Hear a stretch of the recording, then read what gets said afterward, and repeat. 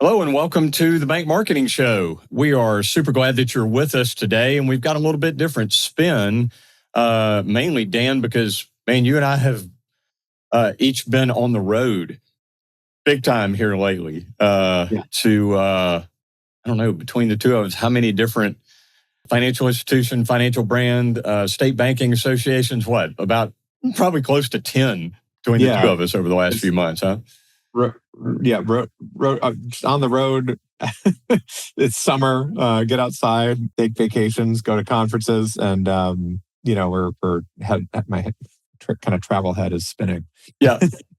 Well, it's cool. Part of our jobs, if you will, as co-hosts for this show, is to get out there amongst the industry. And man, we have done a bunch of that. I think we've covered 6 or 7 state banking associations and core provider conferences, and you were at Financial Brand and all of that. So it's great stuff. But Dan, what it led us to was, hey, let's jump in and pull out one of our most popular and most downloaded episodes over the 3 years that we've been doing the show, and kind of bring that back and share it with our audience, huh? Yeah, no, and I think we've picked a good one here. One of the themes that we both heard being out on the road and talking to banks is just the importance of brand, and it's a kind of an evergreen theme, and it happens to be one of, I think for that reason, it happens to be one of our more popular episodes, and felt like it was a good time to kind of bring it back and revisit some of those topics. Yeah.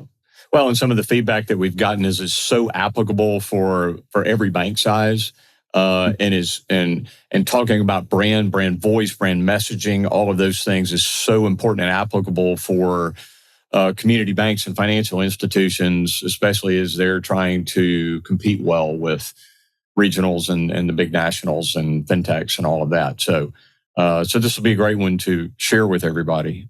Yeah, and as you and I were talking about this, Dan, and we're going to introduce this and reshare the episode, there's an offer in this episode also for us to share a brand guide document that we have with you, and that offer still stands even though this episode was recorded about a year back. So as you hear that, feel free to go to bankmarketingshow.com, reach out to Dan and I, and can share that with you, and really just a free and very valuable document for your group and for your bank and institution. So, yeah, I know we've shared that around before, and it's been helpful to a number of different folks. So there you go. So we appreciate all you guys as our listeners, and thank you, and enjoy this. We've got some great guests coming up for near and future episodes, so we look forward to continuing the show with you. We appreciate you and hope you enjoy this episode.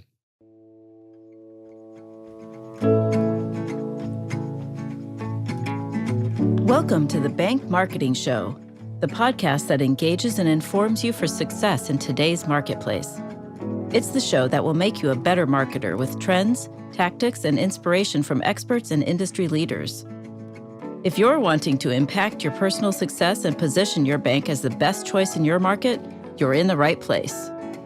Now let's dive into today's show with your hosts, Chris and Dan. Hello, everybody. Welcome to the Bank Marketing Show. We're glad to have you with us today. We've got a great episode in line for you that Dan and I think we know actually is going to be really valuable for and applicable for every bank, whether you're an executive, marketing, whatever your role is. We're going to cover some really important things today around brand voice, what that means, who's responsible for it, how you determine it, and then what happens with it. That it regardless of where you are in that process as a bank, is going to be really valuable for you today. So, Dan, glad to see you, man. Excited about diving into this one. Likewise. I harp on this stuff a lot, so I'm excited to kind of lay it out and go through it here. And like you're saying, I think for any bank, right? Whether you're the, kind of $30 million one location bank in a small area, or, multi-billion dollar, like every bank needs to develop their voice, their brand voice, and put some focus on it. So, Yep. Super important stuff. And I think one of the great things that we're going to go through for our listeners today, Dan, is that we've got 5 specific areas. So you're going to have some great takeaways from today's episode. We've got 5 specific areas to go through that are actually going to help you with determining an implementation. And then at the end of the episode today, too, we've actually got a voice and style guidelines piece, and we're going to tell you how we're going to toss that to anybody that wants it. So we'll dive in, Dan. Yeah. Well, yeah, I think it probably makes sense to start out and talk about what is brand voice. How do we define what that is? That term is used a lot, and I think it probably. I mean, I know we probably have a different perspective as marketers on it, but I think it loses its meaning when it's used so much. So I'll throw out my sort of the way I think about it, and that's your brand voice is really the way that your brand, your bank, your name, your tagline, your logo, all those things, the words you use, the colors, how all those things appear to somebody outside the bank, right? What is if you were to describe your bank as a friend, what kind of words would you use? Yeah, I don't know. How do you think about it? Yeah, I like that very much. Yeah, it's or you move to town and you bump into somebody on the street and you go, "Hey, I'm looking for a local bank, and I see this one. Tell me about that. Tell me about that bank." Well, I mean, it's not about the color of the bricks or the layout of the lobby or it's not even necessarily about the products and services. The response that's going to be is, "Oh, that's a bunch of great folks. They are community involved. They are this, they are that," and so generally that ask a friend, like you say, or bump into someone in the community and ask them about you, the response is going to be reflective of the brand. Just like several episodes back, Dan, we had the authors for Think Like a Brand, Not a Bank. And man, what a cool one that was, because they dove all the way into discussion about this. But I think that was part of what it was, is how do you reflect, as you say, to your market, to your audience? I mean, if you think about some of the, take like some of the biggest banks that probably everybody has heard of, but even just thinking about their logo, I mean, the brand voice goes way beyond logo, and we'll get into that.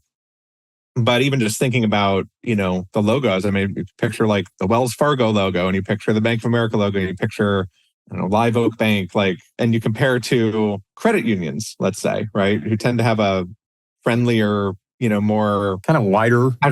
Yeah. Yeah. So, and there's nothing, there's pros and cons of all of it. Right.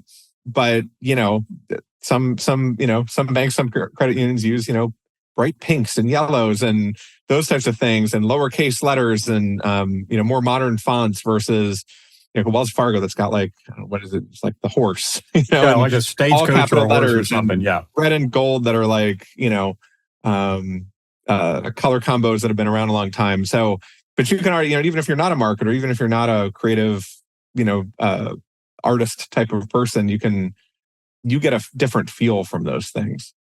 And like I said, there's no right or wrong with it. It's just more about how do you want your bank to come across.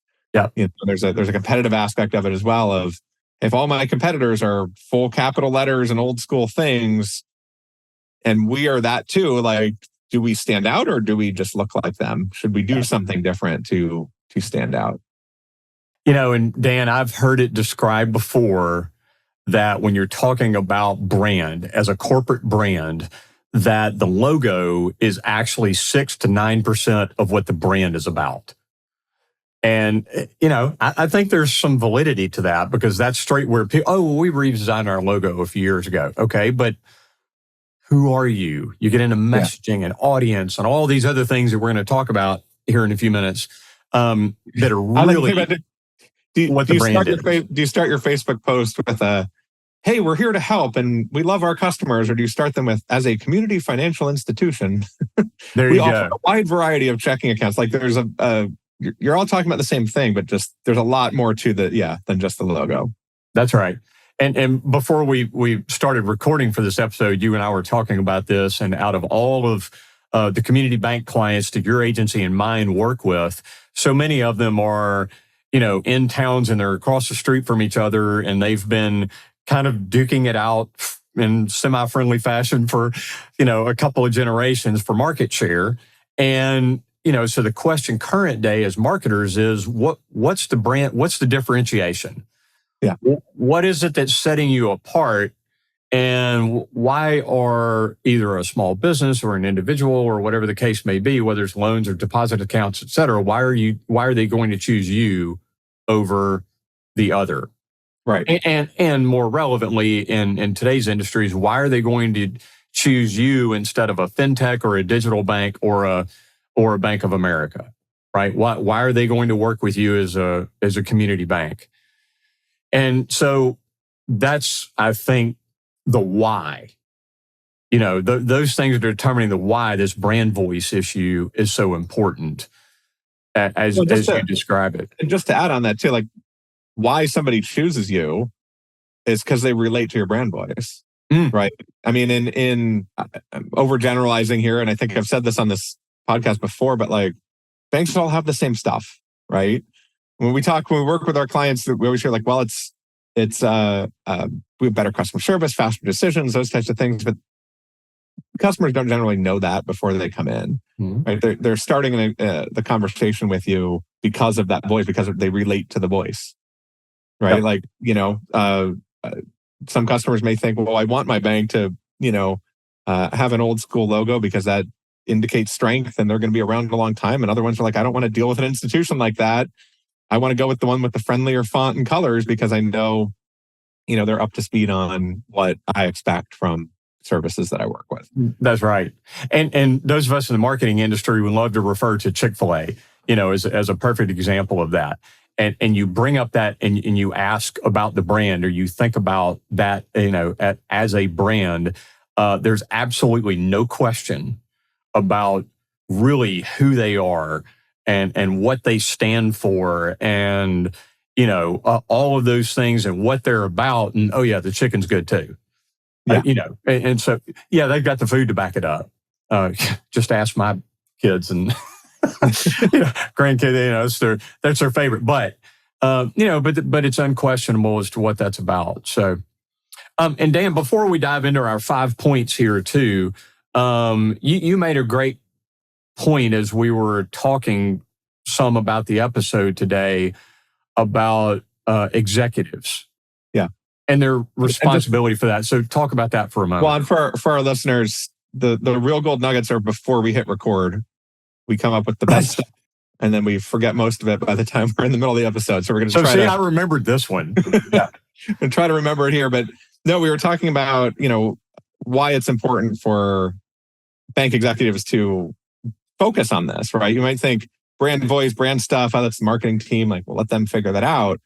But the brand voice is really, it's the kind of the outward facing culture of your bank. So, if you're running a bank or you're on the board, you'd never say, oh, I don't have to worry about culture. That's HR's, HR's problem.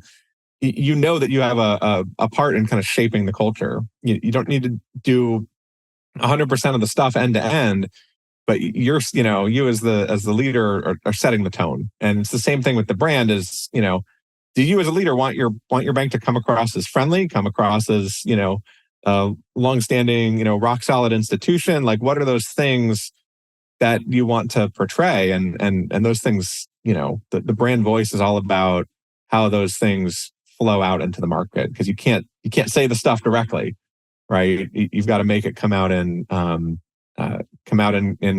writing, whether it's a display ad, a Facebook post, your website, all this brand voice stuff kind of flows out there. And so, yeah, my point was really just as an exec, you need to be setting and shaping the direction of that stuff. You don't need to necessarily get into the the weeds a bit, but setting the direction and giving your team a structure to operate off of is super important. Otherwise, things are just going to seem scattered. It's one of those key unwritten things in the job description for everybody in C-suite and management level and everything else. I couldn't agree more with you. Yeah. So, well, speaking of direction, so we've got kind of these 5 main point areas, Dan. So let's dive in and spend a couple of minutes on each of these. And the first of them is the simple question: who are you? And I think we've got the mentality here of kind of the elevator speech response is that, if your response is, well, we're a community bank and we do money and I bet, okay. Yeah. But here we're talking about individuality, right? And uniqueness. So thoughts there on the who are you question, Dan? Yeah. My thought is really it's not probably what immediately rolls off your tongue, right? Which for a lot of banks is, well, we've been around 150 years and we're serving our community. We're providing the best financial options for our customers. But yes, you are those things. But, the brand voice gets really to more of the individual. Like we were saying earlier, how would you describe a friend? Somebody's like, oh, Dave, how's Dave? What kind of guy is Dave? That's what we're trying to get at with the who are you here? What's your unique identity? How do you do things differently? There you go. How do you do things differently? And part of what that identity is things such as core values, and your value proposition. I know we had when we had Neil Stevens on as a guest and his president CEO role for his bank in Georgia. And one of the things that he talked about was, and I'm slightly misquoting it, but living in the halls, what's on the walls. Mm-hmm. So that's about, those core values. Well, great. Well, you can write them and stick them on the wall, and your vision and mission statement, and all of those things. And then you have to live them out. And to me, a lot of that, Dan, answers the question, who are you? Yeah. Right. So, yeah. Do what is, and how does that, right? How's that flow to the customer conversation, right? Are you the type of bank where all the bankers are in suits and, the meetings are done in little rooms? Or are you the type where hey, we want the customer to feel comfortable and you go to their place of business and, and it's like working with a friend versus working with an institution. Those are the two kind of extremes, but how do you think about your bank in those terms, right? How do you want to portray yourself? Absolutely. Yeah. And everyone should be able to answer that uniquely, to one extent or another. So, yeah. Okay. Right. And if you're the kind of the comfortable bank, you're not going to hire a super formal, loan officer, right? Because they're not going to fit with your internal company culture. Relating back to the culture question, it's all of that. How do you? What are those criteria? Okay. Yep. So, and then number 2 on our list is ideal audience. And I know, Dan, you and I experienced working in this industry for a long time. One of the greatest pain points for so many of our community bank clients is that our customer base is aging. We want younger audiences. That's a very common one, and many others. So around this question of ideal audience, I think it's before we figure out how to talk to them, we need to figure out who they are. Who you're talking to. Absolutely. Who you want to be talking to. There you go. So, and that's right, Dan. That's the ideal part of ideal audience, right? So your business growth strategy determines a lot of that, don't you think? Yeah. No, right. If you're trying to counter the aging customer base and you want to appeal to younger customers, you need to talk their language, right? So, if you're going after, and the biggest target we always hear about is, right, millennial first-time home buyers, right? Or in their 30s, starting in their 40s and have some income starting to buy homes. But you need to talk to them like terms and conditions they can relate to, right? But you need to kind of pick one. It's not to say that you're not talking to your older customers anymore. You're not trying to also talk to Gen Z and the younger groups, but you need to have a focus and make sure that the way that your brand voice is being developed, you have a target. This is part of that kind of target and structure piece. Yeah. I think about my agency's client, community bank client portfolio, and we have ag focused banks. So they're obviously, farmers of various sorts, farmers and landowners and hunting property owners, and all those kinds of things. And then we've got some that in more urban areas that are small business focused. Yeah. And, we've got one bank that's really had a lot of success niching in with manufactured home and mobile home loans, those types of things. Well, those three that I just described have very different ideal audiences.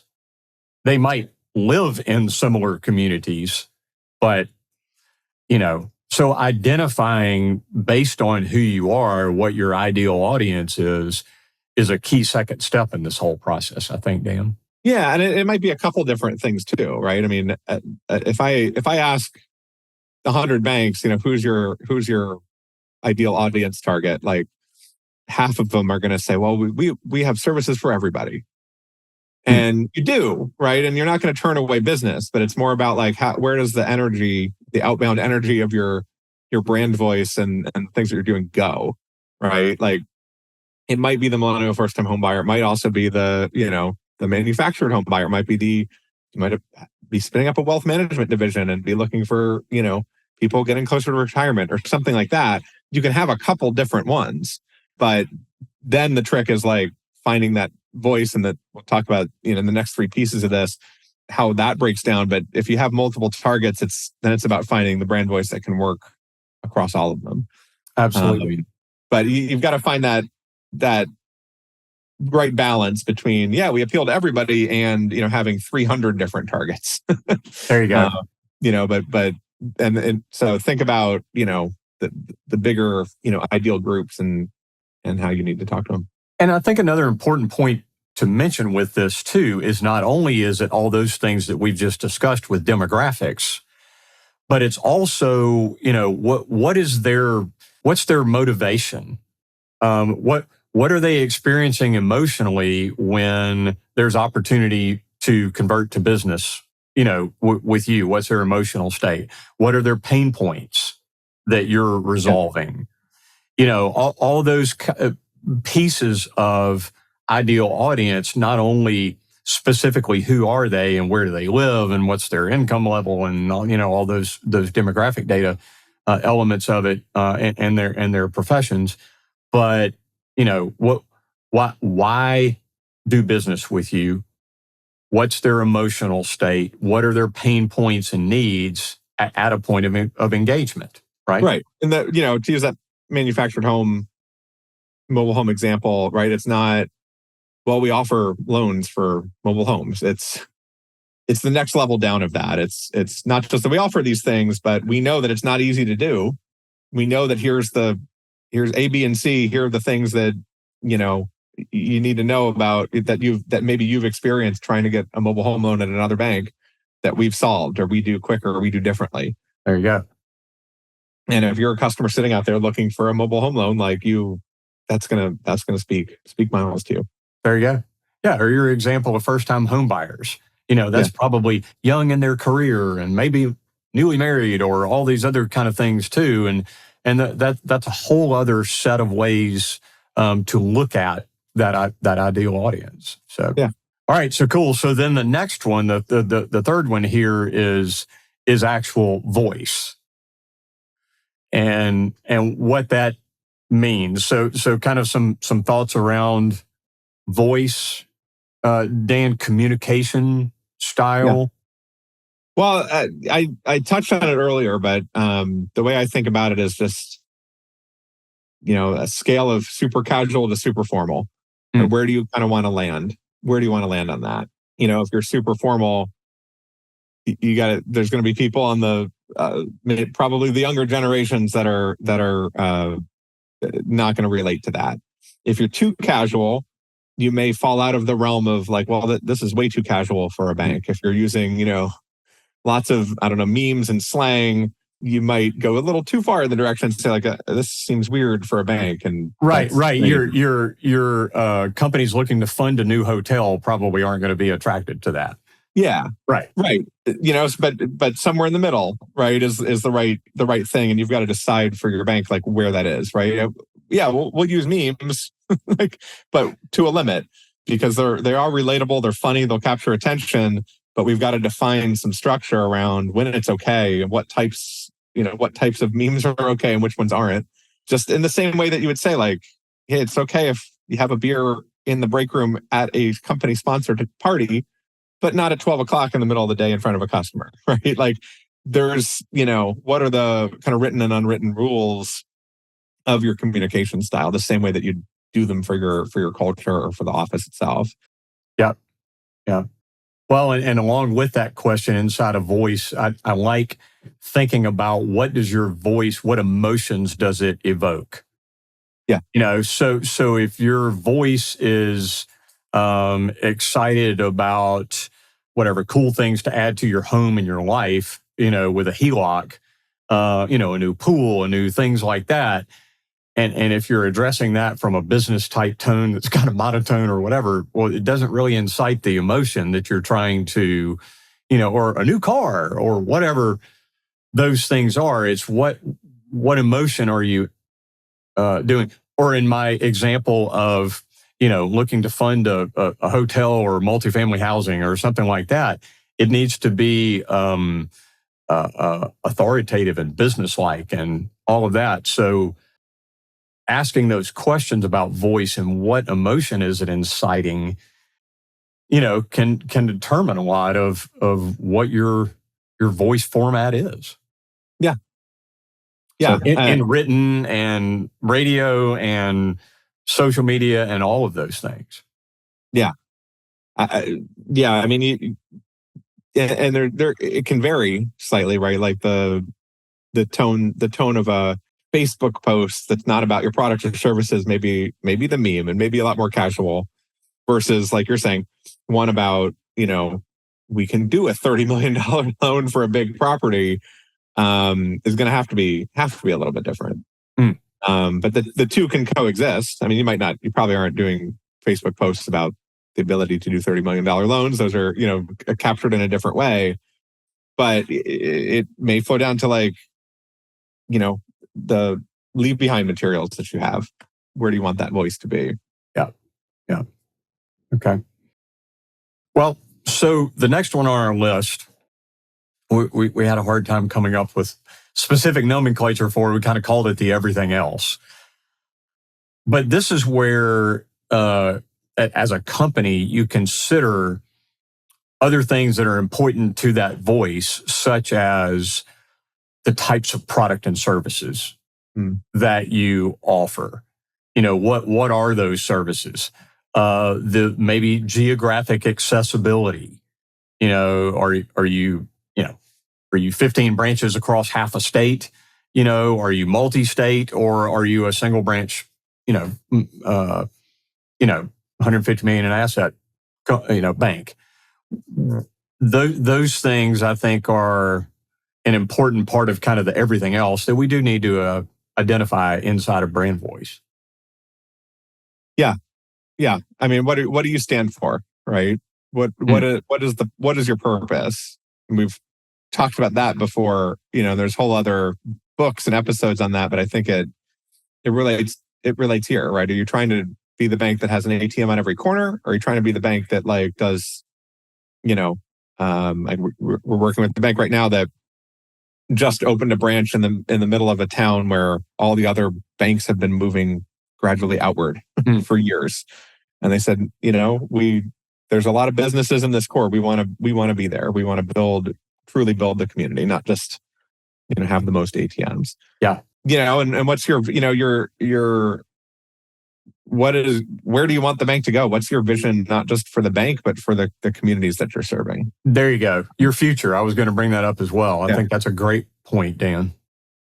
Yeah. And that will flow if you've defined that, if you make that part of your brand voice, I think that flows into the types of things, like let's say you post about on Facebook, the way that you talk about your bank, the way that you relate to your customers, right? Because just in the way that, on the same way that we were talking about super casual or super formal kind of verbiage and communication style, this everything else is another way to relate to your ideal audience, right?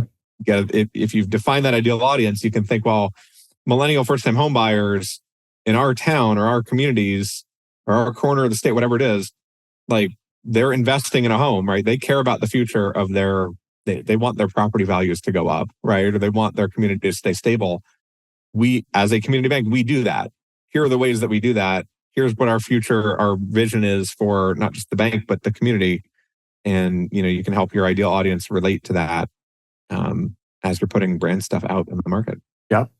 So the last one in our 5 here is kind of related to voice, but it's got a little bit of differentiation as well too, is brand tone. And tone is not just the voice, but it's the how you say it. Wouldn't you say, Dan? Yeah. Right. So are you think of all caps, something all caps where you're yelling at somebody versus, gentle and graceful, right? I can go back to that example I said earlier of, are you starting your communications with like, as a 150-year-old financial institution, right? Which is super formal, or are you more conversational? There you go. Well, and I like some of the ones too. And in fact, on this guideline document that we're offering to our listeners, we actually put brand tone in a chart, and to help you as listeners kind of think about, okay, well, where do I fall on the scale between in determining tone? Is things like, are you creative or are you technical? Mm-hmm. Are you modern? Are you traditional? Fun versus serious. So I think it's really cool to, as executives that are in charge of the brand voice direction, is to actually go down this chart, and yeah, you've mentioned earlier in the episode about formal and informal, those types of things, go all the way down through this and scale yourself. And Dan, I think the other thing that it does too is it kind of makes you make a commitment, for who you're about to be, as far as your brand voice. So maybe as you listen to this episode today, maybe this is a little flat. Maybe your brand voice is not very defined, and you're, the local community bank. Well, okay, but let's ramp all of that up, several levels. So as you define that, so I think actually going through this practice and putting this stuff on a chart is like, well, are we modern or are we traditional? Yeah. For example, and again, that we've got a bunch of them on here. Neither is right nor wrong. It's just identifying who you are. It's kind of like left-handed or right-handed. Well, neither one is right or wrong, but you got to commit. Yeah. Well, and I think, and so that was the fifth one. I'm going to make a point that sort of leads us to wrapping this all up is, if you think about like this, so this matrix, right? And if you email us, we'll tell you how. We'll send it to you. But you could rank yourself on the scale between creative and technical and formal and informal. Mm. You can also go rank your competitors, right? And so you could ask too, how does this brand voice help us compete better?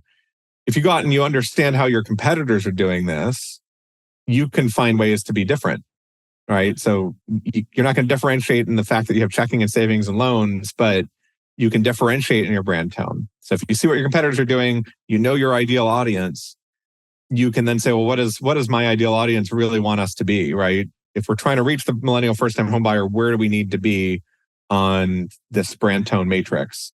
And where are our competitors? And are there any gaps? Are there any places we can, spots on this matrix we can occupy that no one else is? and that's what's gonna make you feel differentiated out in the market. Yeah, that's my point. But it's not just the brand tone matrix; it's everything else we've talked about today. Part of what you're trying to do is stake in a unique claim amongst yourself and your competitors for how you're talking about yourself. I think that's just an absolute gold nugget, Dan, with this, and we hadn't said it yet, so I'm so glad that you did. Run your competitors through this, and don't be just like them. Simply said. So that's an awesome thought. Yeah, if you can't, I get asked a lot, like, well, like bank marketing is boring. Why are you doing bank marketing? To me, it's not boring because of this stuff, right? If you can't differentiate on products, maybe you can differentiate on the way you get a loan done and that type of stuff, but you can't really differentiate on checking, savings, loans. You have to differentiate on stuff that relates to marketing. You have to differentiate on brand. You have to differentiate on service, on customer experience. And this stuff, brand voice stuff is no different. And it's one, brand voice is one of those things where you can look directly at what your competitors are doing. You can look at their Facebook pages, you can look at their marketing materials and see how they're defining how their brand voice is going out in the market. And you can be a little different. Man, that's perfect. Great stuff. Dan, I know what we hoped to provide and deliver to our listeners today were some tangible takeaways and how every single listener can go through this. And I think we've delivered that. I know in our show notes from this episode, we will have a link to contact us and we can share this brand guidelines. And we'll also have these 5 key points and folks can go there, check it out, and jump in and apply it. It's not rocket science. It takes intentionality, though. Yeah. You definitely have to sit down and think about it. Super. Well, man, this has been great. I know we love this as marketers, and the beautiful thing about the episode today is it's applicable to everybody that's, like we said, in management or executive or all of that to utilize and make a big difference. So great to visit with you about it, Dan. Likewise. This is great. You got it. All right, man. See you next time. I know we've got some great guests coming up as well as we always do, and invite everyone to take a moment and subscribe because we're always working to deliver great content for you. Well, and on that note, I'll plug we now have a companion newsletter to the show. So called the Bank Marketing Minute. If you go to bankmarketingminute.com, you can sign up for that. But we follow up with each of the podcast episodes with little deeper, different take written content on some of this too. So we'll throw that in the show notes. But if you like this, want to read a little bit more, definitely sign up for that, and we'll send more. Good. Thanks for throwing that in, Dan. Man, good episode. Great visit with you today. Appreciate it very much. Yeah. Thanks, Chris. All right. See you next time. See you later. Thanks for joining us. To go deeper or get access to some of the valuable nuggets from today's show, go to bankmarketingshow.com. There you'll find episodes, links to resources, and much more. Be sure to subscribe wherever you find your podcasts. And join us next time.